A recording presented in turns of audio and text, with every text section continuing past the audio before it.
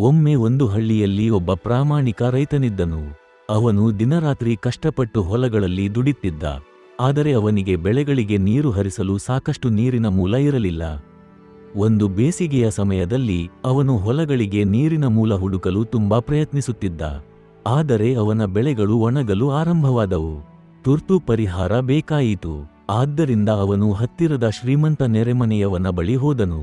ಆ ನೆರೆಮನೆಯವನ ಭೂಮಿಯಲ್ಲೊಂದು ಬಾವಿಯಿತ್ತು. ರೈತನು ಅವನ ಬಳಿ ಬಂದು, ನನಗೆ ಆ ಬಾವಿಯನ್ನು ಖರೀದಿಸಲು ಸಾಧ್ಯವೇ ಎಂದು ಕೇಳಿದ. ಆ ನೆರೆಮನೆಯವನು ಬಹಳ ಕುತಂತ್ರಿ. ಅವನು ಒಪ್ಪಿಕೊಂಡು ಬಾವಿಯನ್ನು ಒಳ್ಳೆಯ ಬೆಲೆಗೆ ರೈತನಿಗೆ ಮಾರಿಬಿಟ್ಟ. ರೈತನಿಗೆ ತುಂಬ ಸಂತೋಷವಾಯಿತು. ಈಗ ಸಮಸ್ಯೆ ಪರಿಹಾರವಾಯಿತೆಂದು ಅವನು ಭಾವಿಸಿದ. ಮುಂದಿನ ಬೆಳಗ್ಗೆ ರೈತನು ಬಾವಿಗೆ ಬಂದು ತನ್ನ ಹೊಲಗಳಿಗೆ ನೀರು ಎಳೆಯಲು ಶುರು ಮಾಡಿದ. ಆಗಲೇ ನೆರೆಮನೆಯವನು ಅಲ್ಲಿ ಬಂದು, ಅಲ್ಲಿ ನಿಲ್ಲು, ನೀರು ಎಳೆಯಬೇಡ ಎಂದು ಕೂಗಿದ. ರೈತನಿಗೆ ಗೊಂದಲವಾಯಿತು. ಅವನು ಕೇಳಿದ, ನೀನು ನನಗೆ ಈ ಬಾವಿಯನ್ನು ಮಾರಿದ್ದೆ, ಹಾಗಾದರೆ ನೀರು ಎಳೆಯಬಾರದೆಂದು ಹೇಗೆ ಹೇಳುತ್ತಿದ್ದೀಯಾ? ನೆರೆಮನೆಯವನು ಗರ್ಜಿಸಿ ಹೇಳಿದ, ಹೌದು, ನಾನು ನಿನಗೆ ಬಾವಿಯನ್ನು ಮಾರಿದ್ದೇನೆ, ಆದರೆ ಅದರೊಳಗಿನ ನೀರನ್ನು ನಾನು ಮಾರಿಲ್ಲ. ನೀರು ಇನ್ನೂ ನನ್ನದೇ, ಆದ್ದರಿಂದ ನೀನು ಅದನ್ನು ಬಳಸಲು ಸಾಧ್ಯವಿಲ್ಲ. ರೈತ ಬೆಚ್ಚಿಬಿದ್ದ. ಅವನು ತನ್ನ ಎಲ್ಲ ಹಣವನ್ನು ಬಾವಿಗೆ ಕೊಟ್ಟಿದ್ದ. ಈಗ ಅವನಿಗೆ ನೀರನ್ನೇ ಕೊಡುತ್ತಿಲ್ಲ. ಎಷ್ಟು ಕೇಳಿದರೂ ನೆರೆಮನೆಯವನು ತನ್ನ ನಿರ್ಧಾರವನ್ನು ಬದಲಿಸಲಿಲ್ಲ. ಅಂತಿಮವಾಗಿ ರೈತನು ನ್ಯಾಯಕ್ಕಾಗಿ ಅರಸನ ಬಳಿಗೆ ಹೋದ. ಆ ಅರಸನು ನ್ಯಾಯಪ್ರಿಯನಾಗಿದ್ದು ಎರಡೂ ಬದಿಯವರ ಮಾತುಗಳನ್ನು ಗಮನದಿಂದ ಕೇಳಿದ.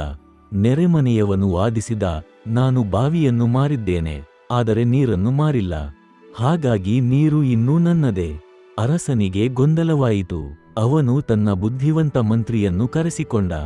ಮಂತ್ರಿ ವಿಷಯವನ್ನು ತಿಳಿದು ನೆರೆಮನೆಯವನಿಗೆ ಕೇಳಿದ, ನೀನು ಬಾವಿಯನ್ನು ಮಾರಿದ್ದೀಯಾ? ಅವನು ಆತ್ಮವಿಶ್ವಾಸದಿಂದ ಹೇಳಿದ, ಹೌದು, ಆದರೆ ನೀರನ್ನು ಮಾರಿಲ್ಲ. ಮಂತ್ರಿಯು ತಕ್ಷಣ ಹೇಳಿದ, ನೀರು ಯಾರಿಗೆ ಸೇರಿದ ಬಾವಿಯಲ್ಲಿ ಇರುತ್ತದೋ ಅವನದೇ, ಹಾಗಾದರೆ ನೀರು ರೈತನದ್ದೇ. ನೆರೆಮನೆಯವನು ಮತ್ತೆ ವಾದಿಸಿದ, ಆದರೆ ಒಪ್ಪಂದದಲ್ಲಿ ನೀರಿನ ಬಗ್ಗೆ ಉಲ್ಲೇಖ ಇರಲಿಲ್ಲ. ಮಂತ್ರಿಗೆ ಅವನ ಕುತಂತ್ರ ಅರ್ಥವಾಯಿತು. ಅವನು ಯೋಚಿಸಿ ಹೇಳಿದ, ಸರಿ, ನೀನು ನೀರನ್ನು ಮಾರಿಲ್ಲ ಅಂದ್ರೆ ಅದು ನ್ಯಾಯ, ಆದರೆ ಈಗ ಬಾವಿ ನಿನ್ನದೇ ಅಲ್ಲ, ಹಾಗಾಗಿ ನೀನು ನಿನ್ನ ನೀರನ್ನು ಮತ್ತೊಬ್ಬನ ಬಾವಿಯಲ್ಲಿ ಇಡಲು ಹಕ್ಕಿಲ್ಲ. ನೀನು ಬಯಸಿದರೆ ಎಲ್ಲಾ ನೀರನ್ನು ತಕ್ಷಣ ತೆಗೆದುಹಾಕು, ಇಲ್ಲವಾದರೆ ಪ್ರತಿದಿನ ಬಾವಿಯಲ್ಲಿ ನಿನ್ನ ನೀರು ಇಡಲು ರೈತನಿಗೆ ಬಾಡಿಗೆ ಕೊಡಬೇಕು. ನೆರೆಮನೆಯವನ ಮುಖ ಬಿಳಿಬಿಳಿಯಾಗಿತು. ಅವನ ತಂತ್ರ ತಾನೇ ಅವನ ಮೇಲೆ ಬಿದ್ದಿತ್ತು. ನೀರನ್ನು ತೆಗೆದುಹಾಕಲು ಸಾಧ್ಯವಿರಲಿಲ್ಲ, ಬಾಡಿಗೆ ಕೊಡಬೇಕೆಂದರೆ ಅರ್ಥವಿಲ್ಲ. ಅವನು ಸೋತು ರೈತನ ಕ್ಷಮೆ ಕೇಳಿ, ನೀನು ಬಾವಿಯ ನೀರನ್ನು ಬಳಸಬಹುದು ಎಂದನು. ಆ ದಿನದಿಂದ ಹಳ್ಳಿಯೆಲ್ಲ ಒಂದು ಪಾಠ ಕಲಿತು.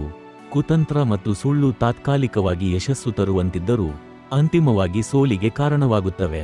ಸ್ನೇಹಿತರೆ, ನಮ್ಮ ಜೀವನದಲ್ಲೂ ನಾವು ನೋಡಬಹುದು, ಕೆಲವೊಮ್ಮೆ ಸುಳ್ಳು, ದ್ರೋಹ ಅಥವಾ ಅಪ್ರಾಮಾಣಿಕತೆಯಿಂದ ಸಂಪತ್ತು ಅಥವಾ ಯಶಸ್ಸು ಸುಲಭವಾಗಿ ಸಿಗುತ್ತದೆ ಎಂಬ ಭ್ರಮೆ ಬರುತ್ತದೆ.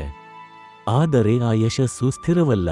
ಸತ್ಯವಿಲ್ಲದ ಮಾರ್ಗದಲ್ಲಿ ದೊರಕುವ ಸಂಪತ್ತು ಮರಳಿನ ಮೇಲೆ ಕಟ್ಟಿದ ಮನೆಯನ್ನು ಹೋಲುತ್ತದೆ. ಮೊದಲಿಗೆ ಬಲವಾಗಿರುವಂತೆ ಕಾಣಬಹುದು, ಆದರೆ ಸತ್ಯದ ಅಲೆ ಬಂದಾಗ ಎಲ್ಲವೂ ಕುಸಿದು ಬೀಳುತ್ತದೆ. ಆದರೆ ಪ್ರಾಮಾಣಿಕತೆ, ಸಹನೆ ಮತ್ತು ಕಠಿಣ ಪರಿಶ್ರಮದ ಮೂಲಕ ಸಾಗುವವರು ತಕ್ಷಣ ಫಲ ಕಾಣದಿದ್ದರೂ ಅವರ ಯಶಸ್ಸು ದೀರ್ಘಕಾಲ ಬಲವಾಗಿರುತ್ತದೆ. ರೈತನಂತೆ ಸತ್ಯದ ಮಾರ್ಗದಲ್ಲಿ ನಡೆಯುವವರು ಅಂತಿಮವಾಗಿ ಗೆಲುವು ಕಾಣುತ್ತಾರೆ. ಈ ಕಥೆ ಕೇವಲ ರೈತನ ಮತ್ತು ಬಾವಿಯ ಕುರಿತದ್ದಲ್ಲ, ಇದು ಜೀವನದ ಸತ್ಯವನ್ನು ಹೇಳುತ್ತದೆ.